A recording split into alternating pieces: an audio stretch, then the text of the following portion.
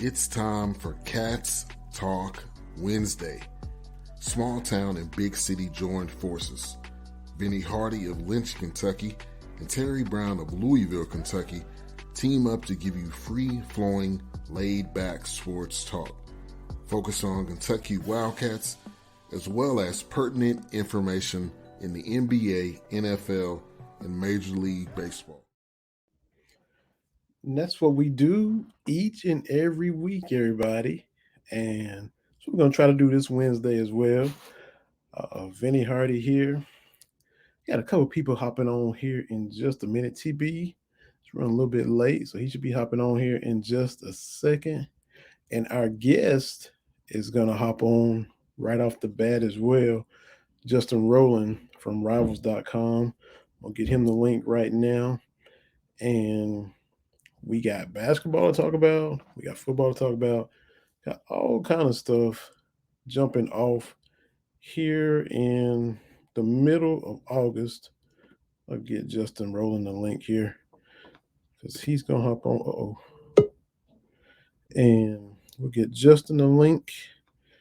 And I see TB hopping in here as well. So let me get everybody all up in here at the same time.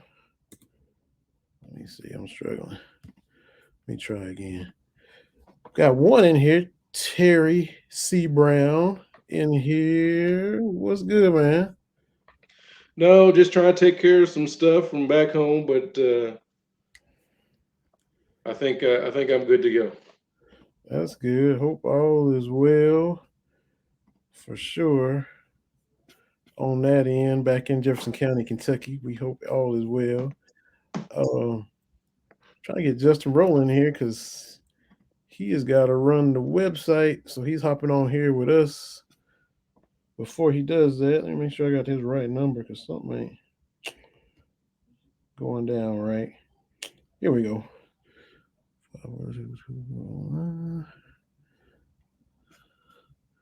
Get him a new number. But yeah, man, we got basketball tonight. It's a Bahamas year, so we got that going. First Yeah. game against the Dominican coming up at 7. Oh, so everybody don't have to wait till Big Blue Madness to see what the squad looks like. And it's those that were complaining about last week with the telethon because they couldn't see the action. Now they get to see. And we knew this was coming last week when everybody was complaining. So, um, yeah, a lot of stuff going on. Basketball playing tonight.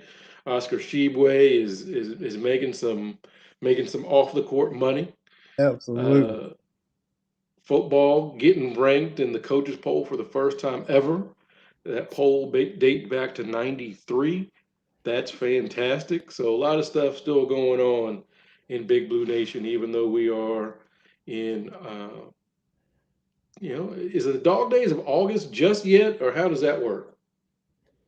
Is it dog days already? I'm not sure when the dog days kick off, but I think we are in the dog days of. I guess so. What's the date? 11th. I don't know. Is it? I guess we're close enough. I don't know. Is it It, got to be the middle of the month, the second half? I I don't don't know. know. It's the 10th. Tomorrow Oh, the is 10th. the Field of Dreams game. The Reds and the Cubs will be about an hour or so to the northeast of me, playing in Iowa, playing in Dyersville at the Field of Dreams game stadium. So If the Cubs were good, would y'all be there? I don't like it's expensive. Mm. There's a raffle. So many tickets go to Iowa residents, and I did enter the raffle for the tickets. I didn't And win, y'all obviously. qualify. Y'all Yeah, we qualify. do qualify because you have to put in your zip code. Yeah, you gotta. Yeah, so we didn't win. I don't know because it's one of those things. It's hard to get to, from what I've been told. I've not been there, but it's not close to anything. So you kind of gotta really work to get to Dyersville. But it would have been nice to go. And I think I saw today they're not going to do it next year. Really? I thought it was a pretty big thing, but it didn't help by having you actually had the White Sox and the Yankees. People are going to watch the Yankees regardless Yeah, last year, but then to have the Cubs and the Reds this year, not yeah. exactly a marquee matchup. Still going to be Mhm. a cool sight uh, and everything, but That's what makes me wonder if even the Cubs were good, maybe that would be a better bit of a draw for because I know there's Cubs fans all throughout that part of the country. Reds, absolutely.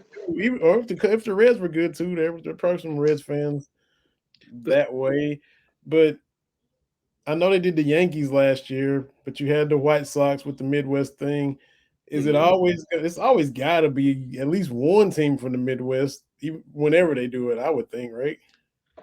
The weird thing is, and I don't know if we've talked about this before with the major league TV packages, we get blacked out here in Iowa. We Mm, can't see any close teams.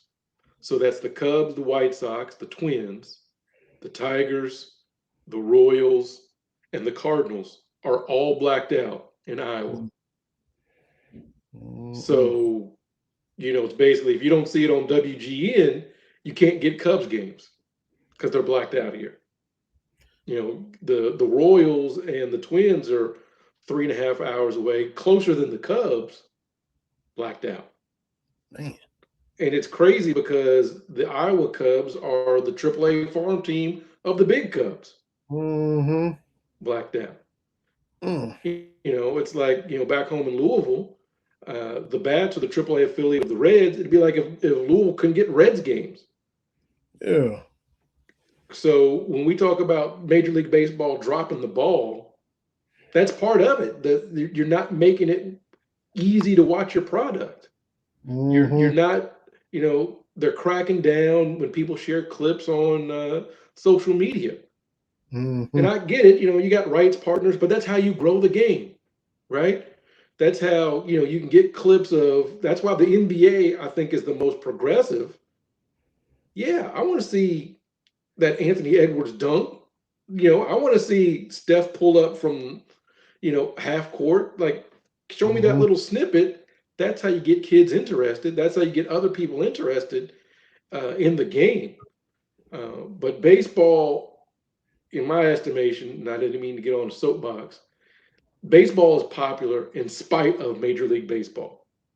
Right. Because for 60 years, Major League Baseball has done everything they can to not be popular, Yo. whether it's being slow on integration, whether it's being, all these unwritten rules, uh, all the World Series games starting late and going late.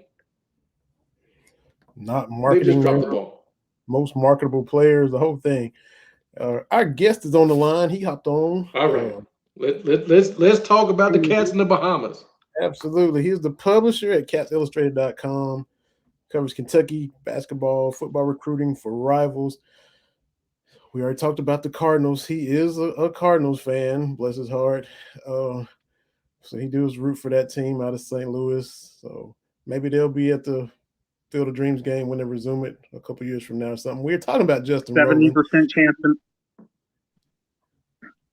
Huh? 70% chance to make the playoffs as of last check. Not that I'm counting, not that it's anything new, but yeah, being a Cardinals fan is definitely not the worst thing in my life. You got to have something to smile about. How's it going, man? Good. How are you fellas doing? Doing good. Hey man, doing good. And look, as we said this with Keith Madison when we had him on, both of y'all's beard games are strong now, man. Got the glorious beards rocking. Look at This is the first time I've ever grown it out. My wife doesn't like it, and I honestly, it hurts to admit it. I struggled to grow a beard for most of my life, and so it's a mark of achievement right now, and I'm feeling pretty good about myself. There you go. There you go. Yep. Absolutely. Well, good stuff, man. Good stuff. Appreciate you taking the time to hop on before you run the website for because we got basketball in the bluegrass now with the first game in the Bahamas kicking off and football for August. There's a lot hopping right now. And I guess you're still staying busy, right? an exciting time of year. Yeah, yeah. The basketball now is weird. I mean, I love it, but we're supposed to be getting ready for football, and then you've got this isolated pocket, this island of basketball. And I think it'd be good just to get the St. Peter's taste out of everybody's mouth, and really don't have any excuse to be backwards looking once they start playing games. And this can be a special team, so I'm excited. Yeah. So, and that was going to be my first question for you. We've had discussions on Twitter, as we're wont to do. And I don't want to say you've been critical of Cal, but there's been some areas where you say he needs to improve. You know, we've had dialogue about that. Yeah. With this offseason, as we head into the 2022-2023 season, is he checking off a lot of those boxes where you're like, you know, Cal, the luster's kind of off. Has he righted the ship with some of those things that you were focused on? Yeah, yeah. I mean, I think things are back in the right direction. Now, whether that means they're going to have the same kind of run that they had his first 5 or 6 years, I don't know. But I think you're being a little bit unfair to him if you don't acknowledge the way things look right now. I mean, they're recruiting extremely well. They're going to have a monster class, the kind of mega class that they brought in when they went to 4 Final Fours in 5 years. And on top of that, he's proven that he's going to work the portal as well as any coach in the country. And so when you wed that mega class, the possibility of taking those complementary pieces, or in Oscar's case, national Player of the year. player. Ooh. Glitchy, still with us. Oh, my big Justin froze up a little bit. Oh. Yeah. Let's see. Now we will know in February, but on paper it looks like a really good team. I've been annoyed all offseason that when you say anything positive about the program, it's, well, we heard that last year. And I just keep coming back. Like, if you could go back to last February and hit replay, you do it. I mean, they were a great team until things kind of, you couldn't have predicted how it was going to go, but you'd take that again. And I think they'll be in that position once again.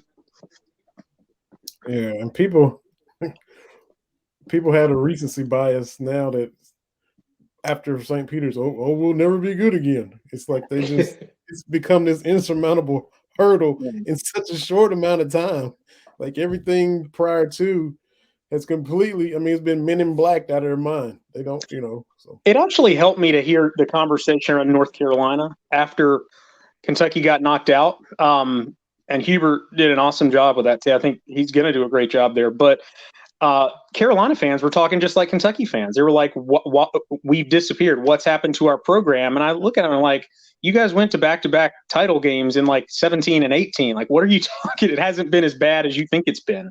Now, I do think that the criticism was warranted. I mean, it seemed he was stubborn. I think in some ways he was kind of stuck in his feelings. He was reeling and trying to figure out what direction to go with this once Duke started getting whoever they wanted. And he didn't have first pick. It clearly impacted Calipari's roadmap for the program.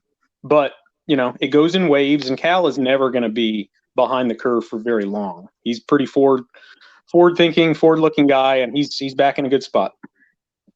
Right, and you had to expect a little bit of backsliding. 4 Final Fours in 5 years. My point has always been we kind of brushed that off, even though that's a rare occurrence. It's only happened 3 times. So, yeah, he slid, but that peak, I think, was a whole lot better than people give him credit for. Agreed.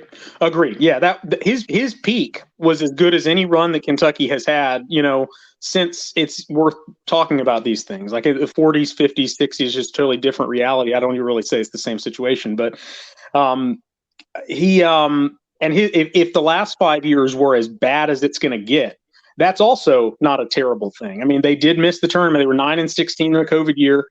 And they haven't been to the Final Four since 15, but it's not like they haven't been relevant. I mean, De'Aaron Fox was one Luke May shot away from maybe leading them to a national title or in that conversation. And, this past season, similar to the PJ Washington team, I thought in February it was the best team in college basketball.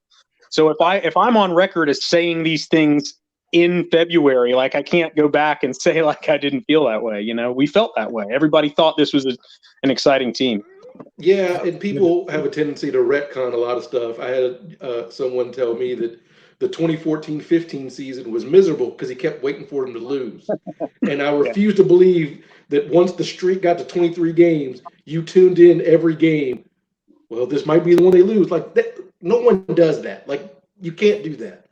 I know you guys are on a time crunch.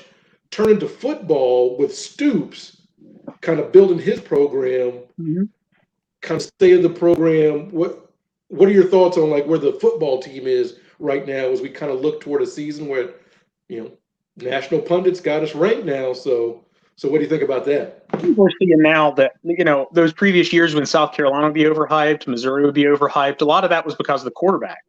If you have a quarterback that people are excited about, then they're going to be much more likely to push you up the rankings and hype you. And there are some questions about this Kentucky team. Losing Pascal and McCall on the defensive line is not a small thing. The secondary was not very good against the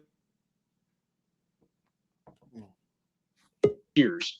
So there are a lot of questions, not to mention C-Rod's status, which is, we don't know because Stoops will not comment on. Understandably, it's out of his hands. But there's a lot of questions. But if you get great quarterback play in college football, that makes up for a multitude of problems.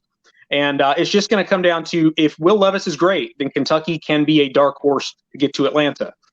If he's not great, then they're probably looking at 8-4, a couple of turnover-fueled games because he's a confident, cocky guy. And I don't know what to think. Like, I think Levis can be a first-round pick, maybe even should be a first-round pick, but it's not based on anything he's done. It's based on who he can be, the traits, the qualities that he has, and how much that translates this year versus 3-4 years from now. I don't know, but he's an exciting player, and that's where you want your exciting player to be. Were they caught off guard when Joel Williams transferred and hit the portal, or did they bring in some DBs in anticipation of that, or did Williams see the writing on the wall and say, well, they kind of imported some guys over me? How'd that play out? Yeah, they got 3 transfer defensive backs this year, and I don't know how much any of those guys are going to play this year because I've heard Andrew Phillips, who missed half the last year with that stuff going on, is ahead of Kedron right now, so he might not be starting. Joel had struggles in coverage. It's a very high bar to be able to stay with SEC receivers in space, and he's a big physical guy, and he'll find a good spot for him. But he was a little bit more of a tweener than a guy who could cover. And Taj Dodson, I've heard, is running with the ones, and if he can stay healthy, he's a good player. But Alex Afari, a true freshman, is right behind him. And really interesting. I don't think Joel would have played much this year, and he will play somewhere else. Maybe even at Power 5 level. He can play. But it's also a sign of what Kentucky's standard is right now. Right. Okay. And I'm going to go back to basketball. I had one more little thought, too, because with TV, talk about Cal's peak and, the line of demarcation with 2015 and, how that is in people's minds. I'll say that if we can't do it, but if you could take the 2011 Final Four and put it on the back end and not have it just so stacked in the front, everybody, it shouldn't be this way, but the perception of his whole tenure is different in everybody's minds. Just like if Tubby had made it to one more Final Four, his whole era would have been perceived different in a lot of people's minds. We can't do that, but it's, there's an infinite number of ways you can take it. You guys know this. Like Brandon Knight was really close to getting knocked out of the first round against Princeton. And that team ended up breaking the 13-year Final Four streak. I mean, what happens if that shot doesn't go in? That's totally different. A couple of teams, it's no fluke that Anthony Davis or Karl Anthony Towns made the Final Four. That's not a fluke. But I kind of don't put too much stock into losing to St. Peter's. And everybody has an embarrassing first-round loss. It's just a matter of when it happens. So, we always regrets to the mean. Like, some coaches are great tournament coaches, and Cal's record as a whole speaks for itself. But 1 year, 2 year, what happens in this game? This team hit 14 3-pointers. I mean, what can a coach do about that? And that's been some of the conversations you see on Twitter or wherever. A lot of these complaints, they're not Coach Cal only complaints. Every coach has a team that you look back and you say, that's my dog being crazy. A team that you look back and say, how did this team not win? Like, every coach has that. Every coach has talent come through, and you're like, how did that team not seal the deal? That's not a Calipari thing. That's a coach that's been coaching for 20 years. They all have them. Yeah, I mean, the fact that we're still talking about the 15 game, like, it's not surprising. Like, you come a minute and a half away probably from winning your national championship, probably would have beat Duke and Coach K in the national championship. That's a huge deal, no doubt. It's a big moment that Kentucky fans are always going to talk about. Anybody would. But, I mean, I just watched some of the highlights from that game today, and it's like the dude made a great step back three-pointer. I'm not sure there's a player in the country that would have stopped him from making that three-pointer. And at that point in the season, 38-0 didn't matter. Wisconsin was as good as Kentucky. I mean, they just were. Kentucky was fortunate. Well, I say fortunate, but it was a nail biter against Notre Dame. They weren't peaking in quite the same way that some other Cal teams have peaked their best. They didn't have Alex. A million things we could say about it, but how people with such confidence point the finger at one person or two people and say, you're the reason why this didn't happen, is, to me, I think, is kind of arrogant. To think that you can know that with such certainty. Yeah, we like to play the blame game. I'll never understand how the Twins aren't remembered a whole lot better, but that's neither here nor there. I'm gonna flip it back. I mean, just by accomplishments, they did a ton for the program. Yeah. Go ahead. I'm bouncing around. I'm gonna flip it back to football, but you mentioned first question TB asked you about how Missouri and South Carolina are always overhyped, and I mean, South Carolina, to their credit, they did kind of exceed expectations and made it to a bowl game and won it, going 6-6. But you look at that, in that 6-6 is a 21-20 overtime win over Vanderbilt, and then another squeaker. They think they beat Missouri by 3. So they're this close to 4-8, and we don't see Beamer getting doused with mayonnaise. It sounds NFL-ish, but those games decided by 7 points or less.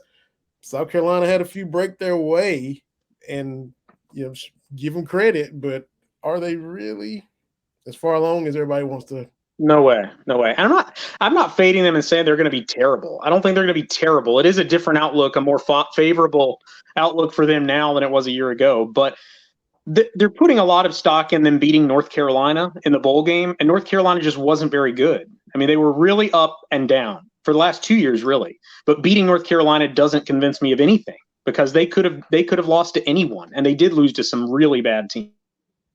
Yeah, I appreciate Justin validating some of that, because that doesn't mean anything.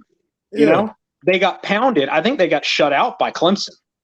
I think they got pounded by Texas A&M. I could be wrong about that. I think they beat Auburn, which is probably the most interesting thing that they did. But Auburn was also having its own issues late last season. So, yeah, they're going to be improved. But I would put Georgia at the top, Kentucky, Florida, and Tennessee in the second tier. And then I would put South Carolina in a tier of its own ahead of Missouri and South Carolina. But they're not in that tier with Kentucky and Florida and Tennessee. And I don't think they're even that close to it. What do you expect? It's crazy when you talk about all this stuff, with football. It's crazy to think Kentucky is in that second tier in the SEC East, and then you look, and South Carolina, Vandy, and Missouri have combined for 3 wins since 2014. Like, it's not.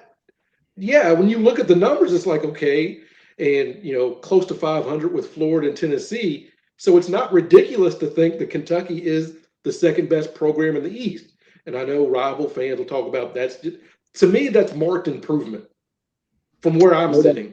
It's not about accepting mediocrity, but I'm old enough to remember when, 2 or 3 wins was what we got. I think Van Howes, I was on a show with him. He's like, he only won 17 games his entire career at Kentucky. Yeah. And that's insane to me. Yeah, I talk to Van a lot. We text back and forth every day and have this same conversation on a regular basis about how far the program has come and where and how it's gotten there. I think it's interesting how other programs and their fans talk about Kentucky. You listen to Kirby Smart talks about Mark Stoops' team. it was really interesting. He's like, I tell my assistants every week going into Kentucky week, this is the team that blocks like we do. This team tackles like we do. And if you just read what Georgia fans are saying, like and you see the atmosphere in Sanford, in Athens last year. They knew that this was the game they had to win to be assured of winning the East. And they catch Georgia's best shot now. And so there might be people that don't follow college football that closely that still get hung up on the logos, Florida and Tennessee, but Georgia fans show up and recognize that Kentucky is the dark horse that they got to beat so they don't have to hope they slip up 2 more times. So these fan bases have recognized the change as well. Yeah, and Nick Saban, the last time we played at Alabama, was very complimentary. And I had folks telling me, that's just Saban being nice. I'm like, what has Nick Saban's career have led you to believe he's just going to be, talking out his rear end? That doesn't seem to be his MO. So, yeah, you can, and we've talked about this before. If someone wants to say Kentucky's going to go 7-5, okay, pundits pick games. But it can't just be because, well, you know how Kentucky is? No, we've moved beyond that's just Kentucky. 5-6 years of a resume, you can see where the program is trending, is my 2 cents. Exactly, yeah.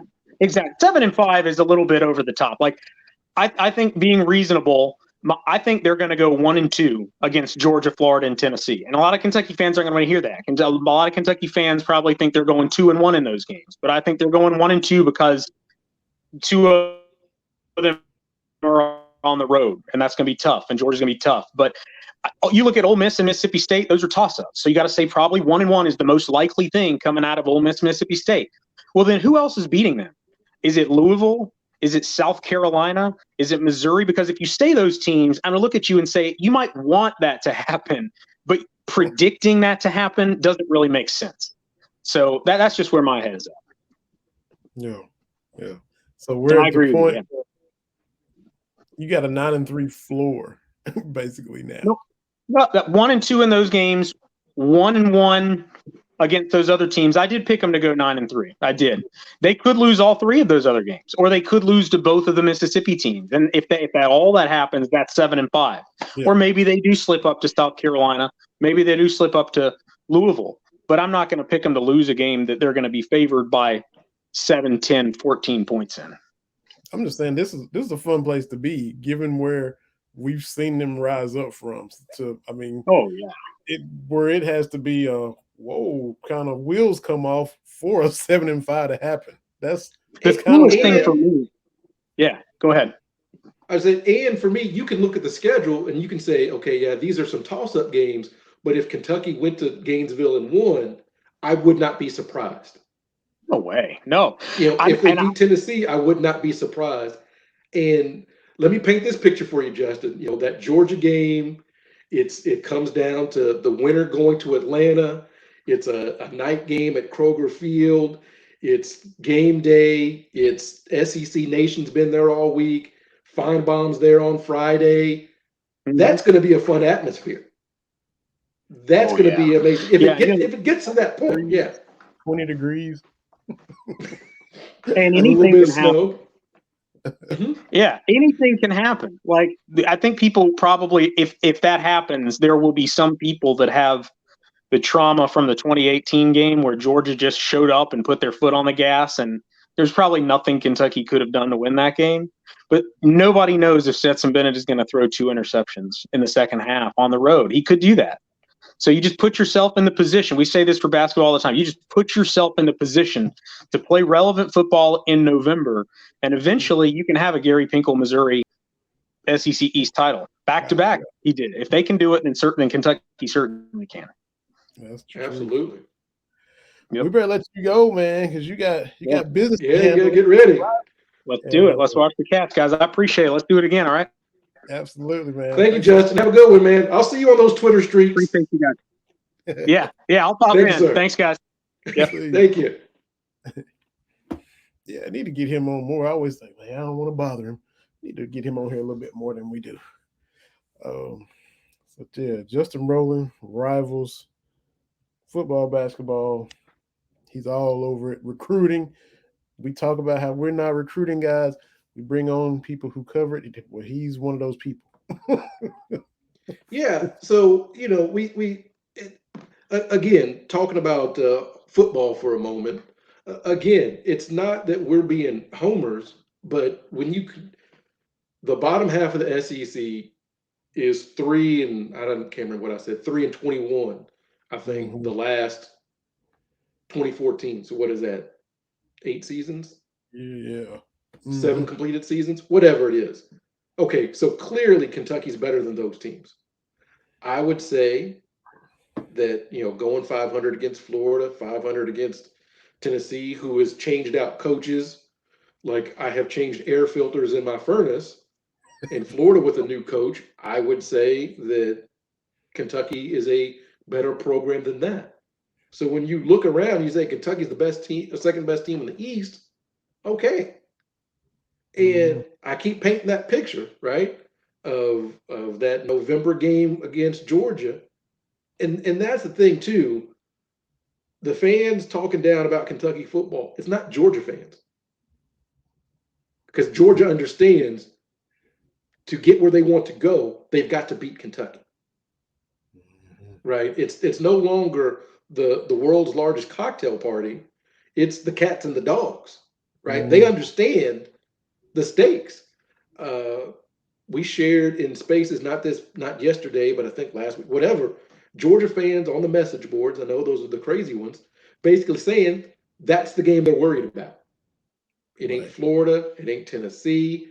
It's, because if Kentucky's as good as you and I think, and others think they can be, you know, even a loss to one of the Mississippi schools, right? Mhm. Uh, Georgia could drop a game. And there's different variations where that game in November has a lot of meaning to it. Mhm. And it's a situation where Georgia, as good as they are, and I still think they're elite, I don't know what their preseason, but they're still an elite program. That's a tough situation. We saw what the fans did last year and have done in different games. Mhm. Florida with the 8 or 9 false start penalties, like 4 or 5 right in a row. They're driving in, get within the 10 yard line. So that's a game. Even if you're the better team, you don't want any part of that. Yeah. We have seen Kentucky basketball with really, really good teams go into situations where you're like, okay, we're in for it. Even against a subpar team, we have seen that. Yeah, you talk all the time about when Kentucky comes to town and they bring out an old coach, they bring out this team that did this, and emotions run high, and Mhm. you've got a game on your hands against a team that you probably shouldn't. We have Yeah. seen that. We have seen teams, Kentucky basketball playing them, and they just play better than whatever their record is. We've seen that. So it's a situation, especially if Kentucky is 10-1 when Georgia comes to town. And so now you've got a couple of weeks of Kentucky being in the I was getting ready to say BCS rankings, but Oh uh, yeah, playoff. Yes, the college college football football playoff. rankings, Mhm. and nothing breeds success like success. Yeah. That is going to be a tough environment because, and this is something else we haven't talked about before. If Kentucky's going to be 10-1 at that point or whatever, that means Will Levis has been that dude, Mhm. and we have seen quarterbacks at the collegiate level as the year progresses. Again, nothing breeds success like success. If he's gone to Gainesville and put up some numbers, going to Knoxville, put up some numbers, are we going to Ole Miss? Are we Yeah. going to Ole Miss this year? Going Mhm. to Ole Miss, going to Oxford, putting up some numbers, right? If he's done that, oh, Georgia coming town, we got this. Mhm. And believing you can win is a big deal. And so Levis has had a season that we hope he has. he's got the potential to have. Mm-hmm. I wouldn't want to be Georgia coming to town. Yeah. And I wouldn't want to be Louisville the next week because we know that dude don't like Louisville. Yeah. So if Levis is having the season we want him to have, but to Justin's point, again, when you and I went game by game, I was picking. I don't know if Kentucky's going to be favored at Ole Miss or at Florida or at Tennessee. I feel that Kentucky can win. When I'm picking those games, am I wishing they can win or do I think they can win? And again, going to Gainesville and winning, I wouldn't be surprised at this point. Going to Knoxville and winning, wouldn't be surprised at this point. 5 years ago, absolutely. This point, no. Yeah. Going to Oxford and winning, not a big shot. Honestly, I will be pleased if they beat Georgia, but it won't be like some of the other big games that we've had, beating LSU in 07. Mm-hmm. Finally ended that streak against Tennessee. The Terry Wilson team going down to Gainesville. That game I did not see that coming. But even Yeah. beating Georgia, I will be pleased, but I won't be like. I won't be shocked. Now, Yeah. to be clear, will I celebrate and act a fool? Absolutely, I will celebrate and act a fool. That's not what I'm saying. Let me be very clear. I will be acting a fool if they beat Georgia and they go into Atlanta. I'll be in the cornfield running around if that was to happen. So Kentucky football is just at a different situation. Based off of stuff we've seen on the field, the 2011 Tennessee, the streak we hadn't seen it since 1984. Beating Florida, period. Hadn't seen it since 1986. Now these things have happened. We processed it, and they've just continued to methodically get better. I'm not going to say brick by brick because that's what Butch Jones used to say at Tennessee. I'm not going to say that. They methodically have just gotten better. Stoops talked about it all the time. Just got to keep knocking down doors. Keep knocking down doors. He said it in press conferences that you and I have sat in the building and listen to those words come out of his mouth. Keep knocking down doors. And we've seen the doors get knocked down. The dudes don't have to go back to the, like you like to say, the VHS and the grainy footage of 1986 to see Bill Ramsdale and Mark Logan and Mark Higgs in Florida. They can pop on Cash Daniel busting 2 beers open on the swamp. So Stone Cold style. It's a lot more tangible stuff. They went down the last time they were in Neyland Stadium, walked out with a W. 2020 COVID year, it don't matter. Everybody had COVID. The scoreboard said Kentucky 34, Tennessee 7 in Neyland Stadium. There's still dudes on that team that was, watching Boss Man Fat get pick sixes, watching Jamin Davis get pick sixes. So they know they can do it because we just did it last time we was here. So it's not like it's some way back machine stuff that we used to just have to hang on to. It's actually happening now, tangible. Right. And that's the thing is we have seen it done. Mm-hmm. What I caution folks on is we're not to the point yet where we can say 10 wins or even 9 wins is the floor. We're not to that point just yet. It's not accepting mediocrity. It's accepting the fact that, like Justin said, those are not give me games, right? We can beat them. Florida and the Mississippi schools and Tennessee. Those aren't give me games yet. We're not to the point where we can look past really anybody. If you don't come out right against Vanderbilt, we've seen Vanderbilt make games competitive they probably shouldn't against Kentucky. Mm-hmm. We've seen South Carolina. Last time they won was kind of same way with Missouri. So the point is, it's not accepting mediocrity by saying 9-3 ain't bad. Yeah, that's right. 9-3 with a bowl game win, I'll take it because I'm old enough to remember when 9 wins. Again, our man Van He's had 17 wins in his football career. Mm-hmm. And, And and that, we can do that in back-to-back seasons now. yeah, yeah. The team can Because go 7-5 this year, and that's 17 wins over a 2-year stretch. right, that's right. Because he was on that, He was on the 1 he and was on 10 that team, one yeah. and 10 team Hmm. that beat Indiana, and I remember being ecstatic. They beat Indiana. Like we at least we're not losing to them. I Yeah. felt the same way That about that as when Jimmy Johnson and the Cowboys beat the Redskins to go 1-15. At least we're not getting swept by the Redskins. I'm happy with this one win that is against Washington at that.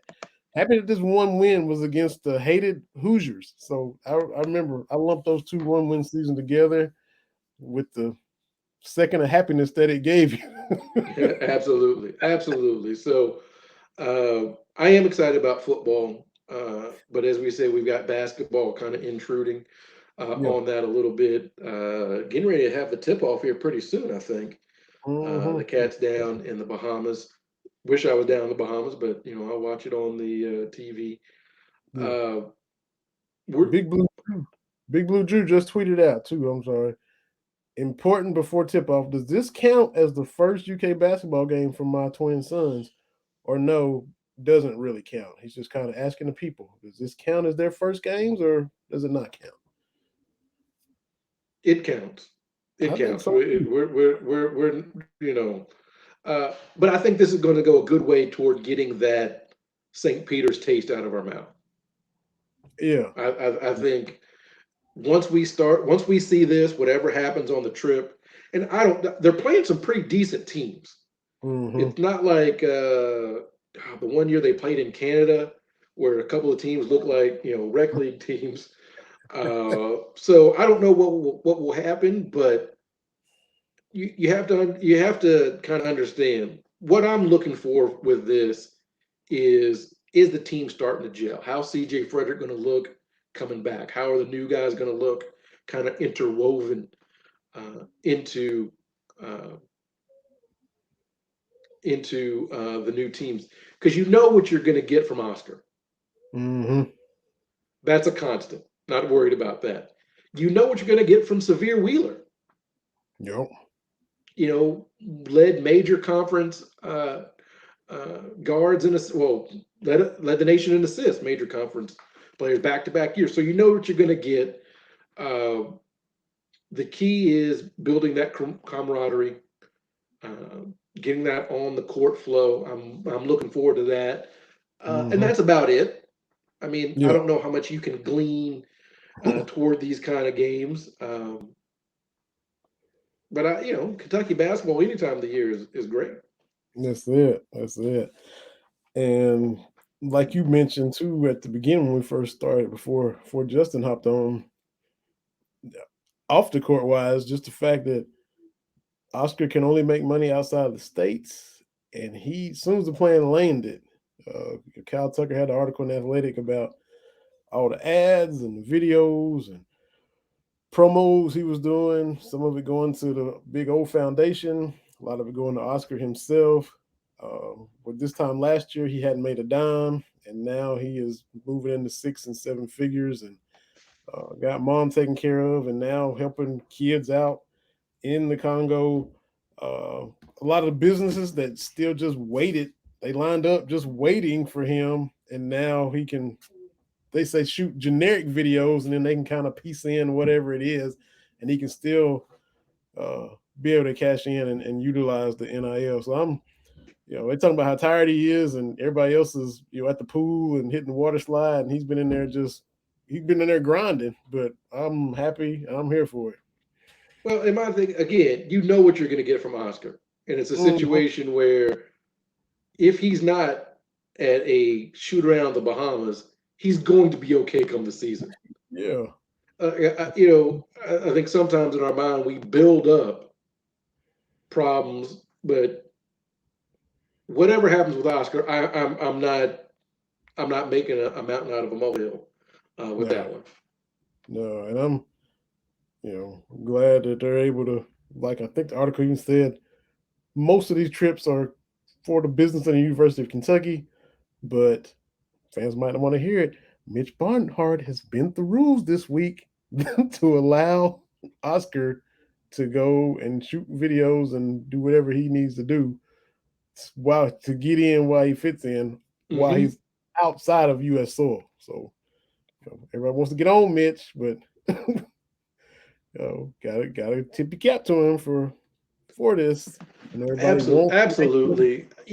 Everton. I'm not going to rehash how I feel about that. Look, man, if your argument is Mitch Barnhart is not going to do everything he can to make Kentucky competitive as an athletic department from top to bottom, show your work. How you Right. think, how you feel, how you perceive versus the reality of being number 9 in the country with the men's basketball team, the preeminent program, flaming out in the first round. Yeah. Yep. So, yeah. Absolutely. Absolutely. Man, what about the Nets, man? Kevin Durant saying, if y'all don't move me, Steve Nash got to go.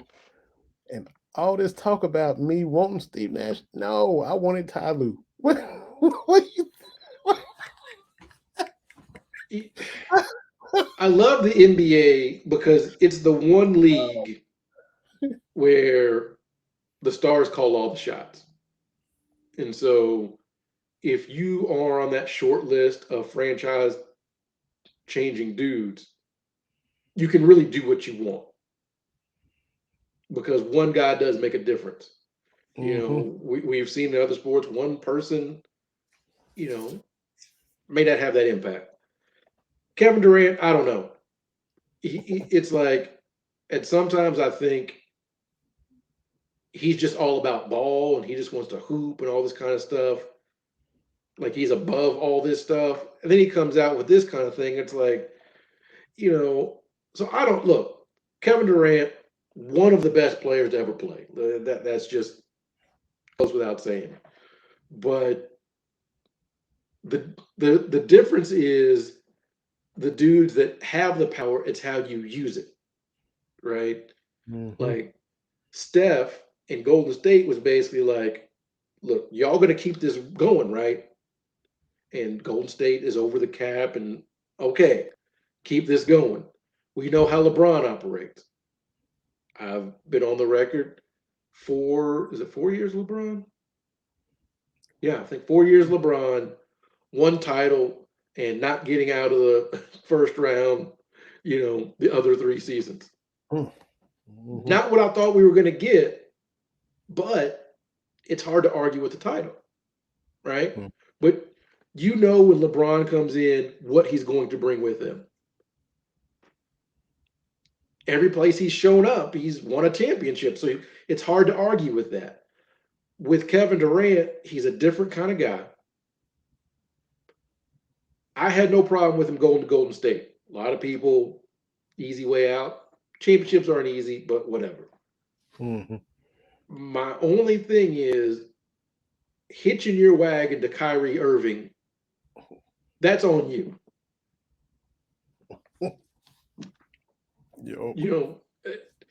Not even talking about the vaccination stuff, but just being on a team with Kyrie Irving just doesn't seem fun. It doesn't seem fun. On the court, he's wonderful. But even on the court would be a little bit frustrating because the dude likes to dribble because he can dribble.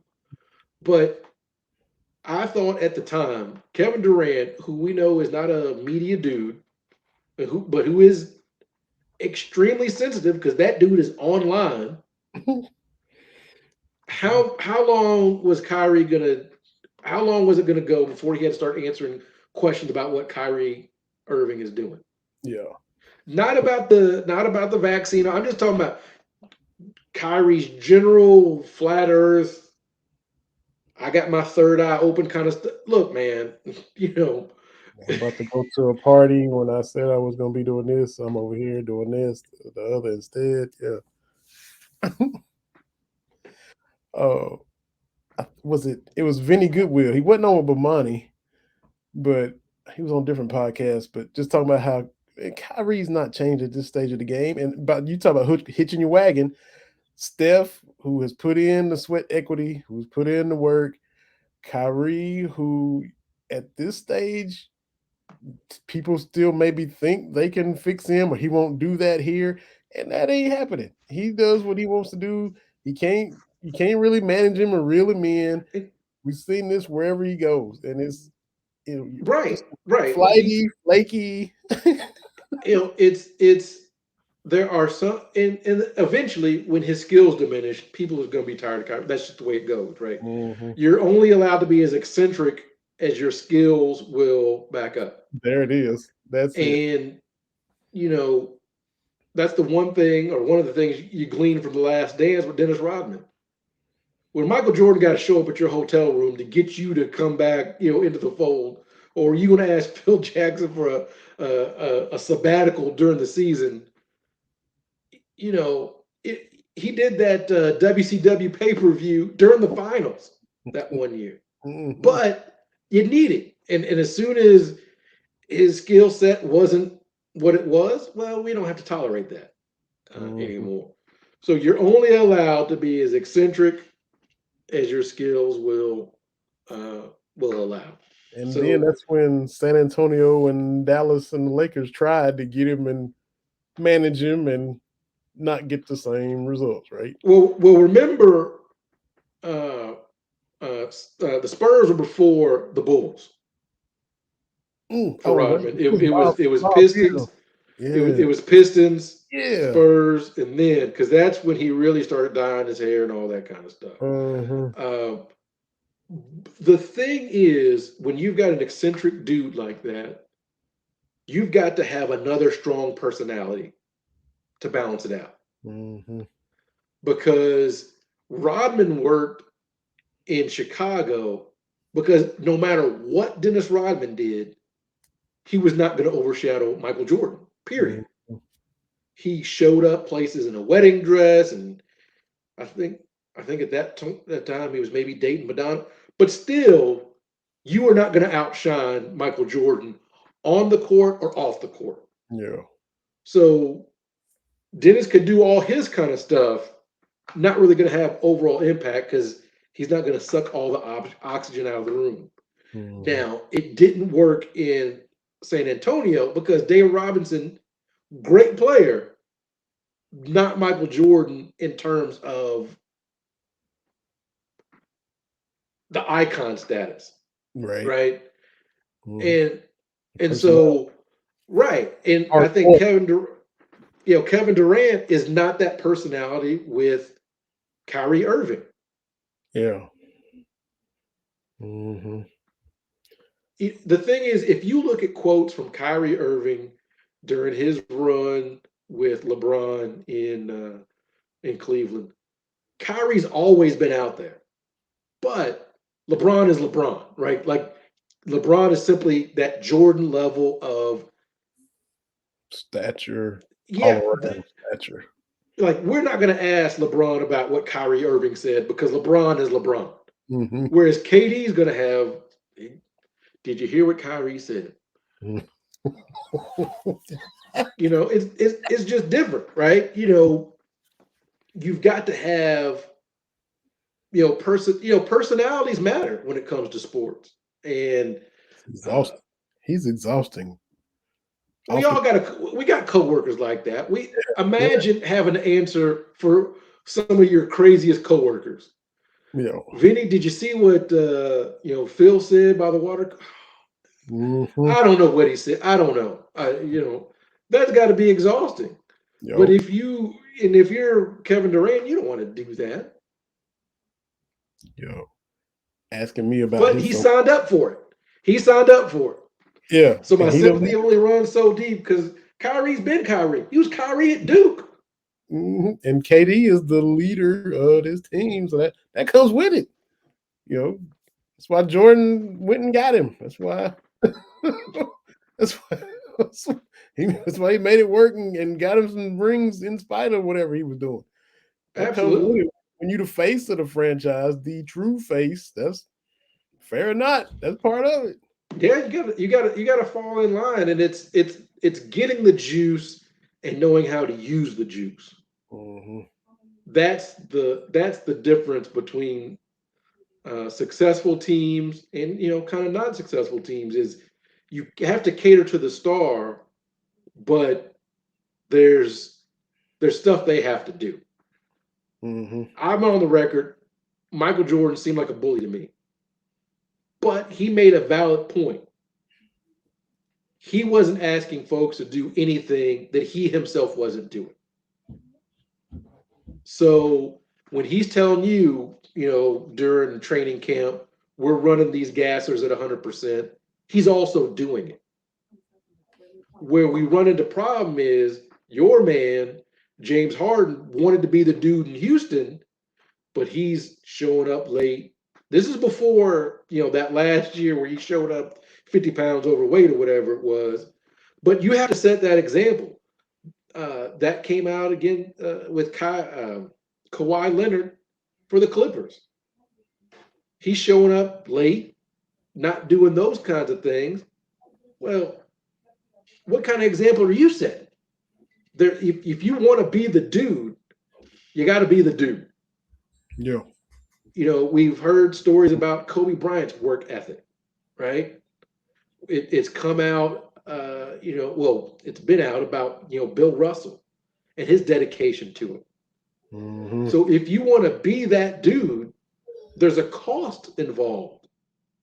You may get the big contract and all that. That's great. But if you're going to move the franchise forward, there's things you have to do. You got to put that you got to put that work in. Mm-hmm. You've got to win the locker room. Yeah. And you can see that I've talked about with my 49ers, Jimmy Garoppolo, they love that dude. If we can laugh and joke about him throwing the pass or throwing the interception with his eyes closed Super Bowl, that team, and I'm deep into the 49ers world here, insiders, they love Jimmy G. Even though on the outside you're like, that dude is costing you probably a Super Bowl. That's I think that's a fair assessment. Uh, so if you are going to be the high profile, highest paid dude, you got to put the work in it and win that locker room. We have seen high paid dudes like, I don't want to do it, yeah. and that's fine. You don't want to be the man. That's fine. I've always said when talk about what kind of player would be. Everybody thinks they would be Michael Jordan. Everybody thinks they would be that dude. I don't want that responsibility. I have said forever, this is going back 20 years. You know who I want to be? Let me be Rick Fox. When he Okay. was with Vanessa Williams. Let me be Rick Fox. I'm going to get you 8 or 9 points, couple rebounds, couple assists. Let me be that fifth option. Team wins. Yay. Team loses. Hey, ain't nobody worried about what I'm doing. And then I'm going to go home to a beautiful woman. That's what it is. That to me is a dream right there. Yeah. I don't want to be the topic of conversation on First Take. I don't want Skip Bayless knowing my name. I don't want to be talked about on PTI. That sounds exhausting. Let me make my money, win some championships, and go on with my day. So I'm not blaming people that don't want to do it. It sounds exhausting. Yeah. When you hear Michael Jordan on The Last Dance, it sounds exhausting being Michael Jordan. When LeBron lets his guard down, it sounds just exhausting. To not only be the face of your franchise, the face of your sport, that doesn't seem fun to me. Mm-hmm. Now, I'm sure there's, NBA.com or Pro Basketball Reference. When you look up guys that have played for both the Celtics and the Lakers, which Rick Fox did that. Yeah. Shaq did that. I don't know how many people did that through the years. But Boston, Rick Fox, to your point, you say y'all want to be the fifth option, make a little money, contribute, hit an open shot or two, go home to Vanessa Williams, which most wise would still be like, would still tip their cap. Yeah, Vanessa is beautiful. Most Yeah. wives would be objective enough to say that. I'm not trying to get on the couch tonight, but yeah. Exactly. Exactly. Boston Rick Fox, was he, what option was he? Was he trying to be more of a focal point back then? Because like you mentioned, LA Rick Fox, I'm just out here chipping in, Yeah, doing some, but when he was at Boston, he was younger and was, I mean, he wasn't trying to be the first option, but I think he was trying to be more of he was a, trying to be, yeah, but then, and this is what you have to keep in mind. I think people, and I've heard Bruce Bowen talk about it. I've heard other kind of guys at that level. Nobody dreams of being the sixth man. Mhm. That's not. Just about every person in the NBA was scoring 30 points a game in high school. Most of these dudes were option number one in college. It is a difficult transition to realize I've got this one skill. This is how I fit into the puzzle. And I see it when when at Kentucky, when we have one of those rosters, which just stacked, where you've got McDonald's All Americans coming off the bench, right? Mhm. It and we act like it's for the good of the team. I don't know about you, but if I'm that elite dude in high school, why do I have to be the one to sacrifice shots per game, right? At the college level. It's easier said than done. And Yeah. and we see that all the time. Well, he knows he's got to fit in. That's a tough ask at 18. Mhm. And Nope. so it's even more difficult. You were all, whatever in college, you get to the NBA and realize, oh, I'm just a defensive guy. Yeah. And we see people have to change their game. I mean, seriously, go back and look. Patrick Beverly. I think he was an 18, 19 point a game scorer at Arkansas. Mhm. But now he's just that annoying guy in the NBA. So you have to change your mindset a little bit. And not everybody can do that. Not everybody can realize, yeah, this is the role I'm gonna play. Mhm. It's like And, Mike and Pratt. Mike Pratt used to always say, "You want to just have a cup of coffee in the league, and you want to go in there and stay. And if you got to change to find your niche, if it means just playing a role, or all you do yeah, is rebound, or set some screens, or like Bruce Bowen, uh, he's guarding the other team's best player, shoot some corner threes occasionally. That was it. I mean, he went to Fresno or whatever, and he was yeah, lighting it up in college. yeah. But you gotta, if you want to stay around, you gotta kind of specialize yourself, because you're not gonna be top 10 in the league. You're not gonna be Hmm. perennial player of the year anymore. That ain't happening. Right, right. And that's not a transition that's easily made. You Hmm. know, somebody I admire for that is Vince Carter, who for a stretch was maybe not the face, but a face of the league. Hmm. And for the last decade he was playing, me, an avid NBA watcher, would be, oh, that's where he is now. He's in Atlanta. He's in Sacramento. He's in Dallas. He's wherever. I think Orlando for a stretch. Like, oh, okay, that's a tough transition. Hmm. We talk about guys that have to make that transition to maybe not being the guy. It's not easy, Yeah. and it just isn't. I We listened we to see it all the time.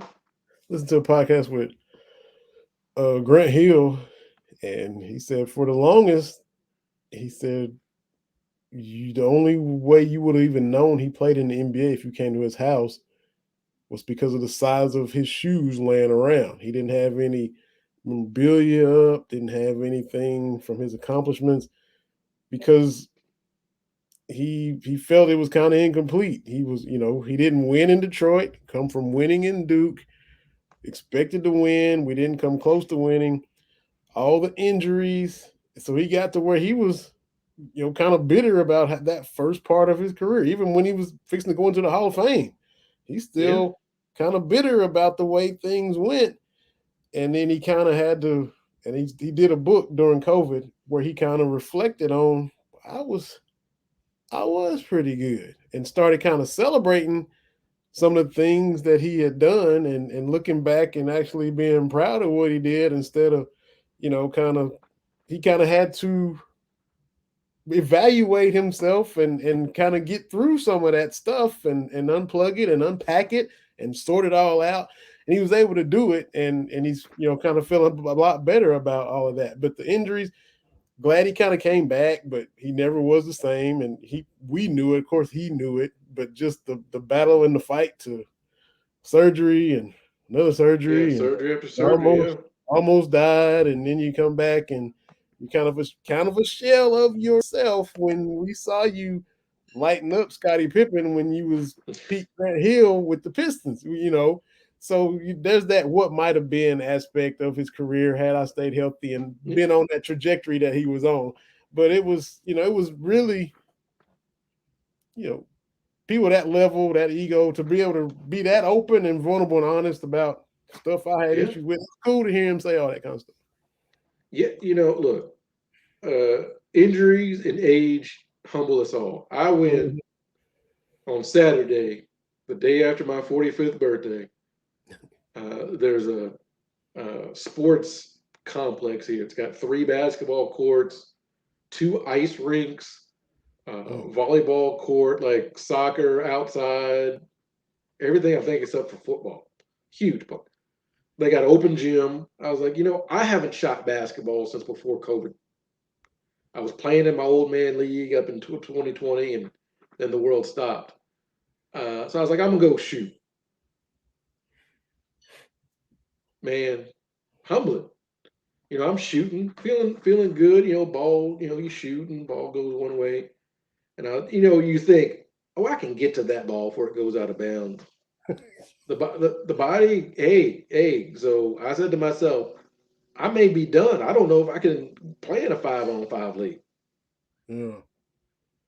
but I Mm, can't imagine being at the Grant Hill level and kind of coming down and not being able to make those plays. We as fans, we're like, oh, that person's Achilles. Like that's got to be a tough transition, whether it's age or injury, to realize you can't do what you used to do with ease. yeah. That is humbling for us all. Whatever your profession is, when you realize I got to get bifocals. When you have to, have a game plan to get up from a low rising couch, like that's those are the things. So I can only imagine being an athlete where your body, your athletic prowess was at an elite level, and then not being able to do it at an elite level. It's got to be humbling. Yeah. I remember when Michael Jordan came back, after he was playing for the Barons, took a couple years off to play baseball for Birmingham, and they interviewed him, and he was like, yeah, good to be back, but something to the effect of, I got to get my timing back. Now we're teenagers. We're 17, 18 when he came back for the second run year, 96. Yeah. Yeah, He said, I got to get my timing back. I'm thinking to myself, get your timing back. I mean, you're Michael Jordan, man. Just come on back and school these dudes like you did before you left. Had no idea how much, because he made it look that easy. We don't see all the work that he's putting yeah, in honing his craft. And I'm like, get your timing. What's your timing doing off? I know you played a little baseball and whatever, but you come back and have your timing back. No, you can't. No, you cannot. Not even for absolutely. him. So Yeah. yeah. Mhm. Have you been up there through your first Midwest winter? You talked about that. Have you put on ice skates and attempted to ice skate up there in Iowa? You said it's No, I got a tried to. I tried to ice skate. I've tried to ice skate before previously. oh, My ankles just my ankles won't let me do it. that's what I'm afraid of. Because every time, our buddy Craig Bates is on here, and I was trying to think. We've had so many people on multiple times. He might have been on here more than anybody because we have him on for start of Yeah. hockey, end of hockey, playoffs, all of that. And he's always like, "Come on down, we'll get you some skates and let you try it out." I'm wondering about my ankles because they've been Yeah. twisted a lot playing ball. I've had them rolled, dudes fall on your leg playing ball. I wonder if my ankles would hold up. But speaking of Craig, though, he's you got some the football jersey from the Fan Gear Barn, the website he's got. He's moving into the brick and mortar building. His grand Yeah. opening is Saturday down in Oak Ridge, so I'm gonna try to swing over there and pop in and say hey for the grand opening and check him out and rep for us and BBN and all that. So congratulations to Craig, and I know he's excited, and we're excited for him. So had to Yeah. get that in. Cats are up 17-11 against the Dominican. Oh, okay. 17-13. Had to check that out. I know we got that Yeah, going on. for sure, for sure. And we'll hop over here and catch it on the SEC network tonight, tomorrow, Saturday, and Sunday. I think they off Friday night, right? I believe so. I believe so. But I'm excited about it. Yeah, yeah. So, like you said, you get the St. Peter's out of your mouth. You don't have to wait till Big Blue Madness. You get to scrub that. For those who've been hanging on to it or having trouble shaking it, you get to scrub it 2 months sooner than you normally would. Get that taste out your mouth. Absolutely. Cleanse the palate for sure. For sure. Yeah. So we'll get down here and watch that too. Man, gotta give props. I didn't watch any of it, but the Pro Football Hall of Fame had their induction. I know one Niner was on there. I think Bryant Right, Young young? Yeah. went in. Did dude for the Packers go in too? Leroy Butler one did the Yeah. leap. He went Yeah. in. Yeah. Trying to pull up. Dick Vermeil went in. Okay. Richard Seymour went in. Sam Yeah. Mills. The late Uh, Sam Mills. Hmm. I went 12 years ago, still one of the highlights of my life, to go and watch Jerry Rice go in with Emmitt Smith.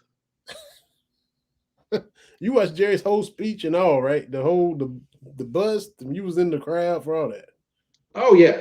We got there because it was Saturday or was it Sunday? Saturday was the ceremony, and yeah, we were there. Me and my friend Ron, we were there most of the day. We actually did leave while Emmett was still talking.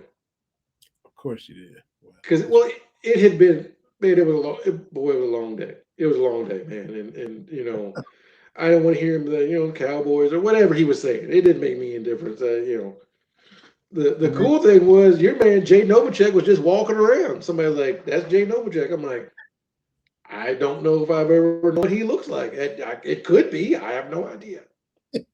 I was just fixing to ask if you just cross paths with any other former players. I mean, a lot of them are up on the stage, but I was wondering if there's any other dudes just kind of walking around. Well, we did run into Roger Goodell in the actual Hall of Fame. And of course, he's got security up. So yeah, I was fairly close to Roger Goodell. Hmm. I want to think that's when some of the Big Ben stuff was going down because the Steelers fans were yelling at him. But I would love to go back to the Pro Hall of Fame simply when it's not crowded. Hmm. That weekend, there's a bunch of Niners fans and Cowboys fans, but a bunch of Niners fans, and you all want to look at the same stuff, right? Like everybody wants to crowd around the Joe Montana display. Like, yeah, we all want to see that. So that was a little. So I'd love to go back, where it's not as crowded. Um, I know you'd probably like to go back because it's almost like a museum for Cowboys fans. You can take your sons and be like, see, the Cowboys were good. See that? It's like going to the Smithsonian looking at the woolly mammoth bones. You see that? The Oh, Cowboys were good. I wasn't just making it up. Here's a fossilized football from the last time the Cowboys made the Super Bowl. Carbon dating has this going back to 1995. Oh. Yeah, I have to go. I might go when it's quiet too. Now that you say it, they're gonna start Yeah. tweeting at you now. They're gonna start tweeting at you about some baptism because they've been Yeah, calling. yeah. My man David Hibbert, he Yeah, got it. Yeah, he got it. Like I said, yeah, I love it because he just uses their numbers and not their names. And that was something my dad always did. It was always, good job, 23. Good job, 4. I'm like, Dad, you know my name. You don't really need to just. oh man. Well, when we hit it all. Oh, 23-13, pulling away. Little 6-0 spreadability, 6-0 run, Yeah, 13 to 23-13.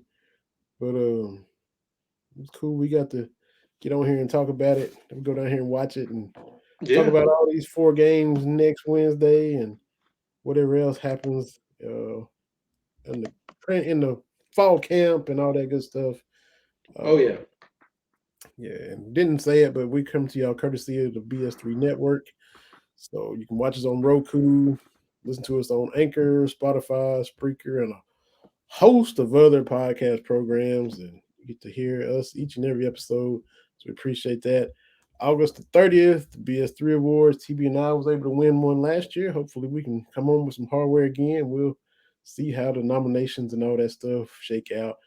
But we both in the message group that keeps us updated on all of that. So Yeah. we saw you styling and profiling with your August 5th attire on in the All right, group. let them know.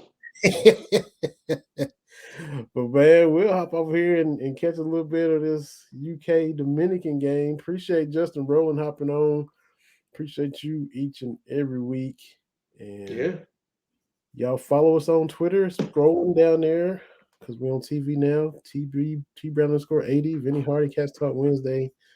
And we'll bid y'all good night, and we'll hit the little outro that says thank you for watching because we are thankful that y'all watch. So we'll see you next week, Absolutely. man. Appreciate you. Thank you, sir. Yes, sir. Right.